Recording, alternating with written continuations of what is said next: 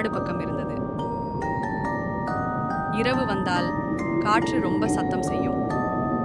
ஆனா அந்த ஊர் மக்கள் சொன்னாங்க, இந்த காற்று சத்தத்துல ஒரு குரல் இருக்கும், அது காற்று இல்ல.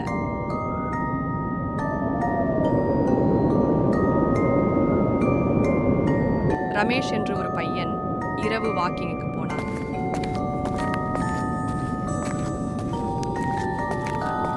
ஒரு மரம் பக்கம் நிற்கும்போது காற்று அதிகமான சத்தம் செய்தது. அதுவும் காற்றின் நடுவில் ஒரு மென்மையான குரல், ரமேஷ், இங்கே வா.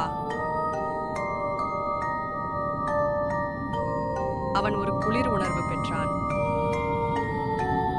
ஆனா குரல் ரொம்ப அமைதியாக அம்மா குரல் மாதிரி இருந்தது. அவன் 3 அடிகள் நடந்தான். குரல் கொஞ்சம் ஆழமாக மாறியது. இன்னும் கொஞ்சம் வா. திடீரென்று காற்று நின்றுவிட்டது. மரத்தில் ஒரு வெள்ளை துப்பட்டா மெதுவாக ஆடிக்கொண்டிருந்தது. ஆனா அது பக்கம் போன பிறகு ரமேஷ் திரும்ப வரவில்லை.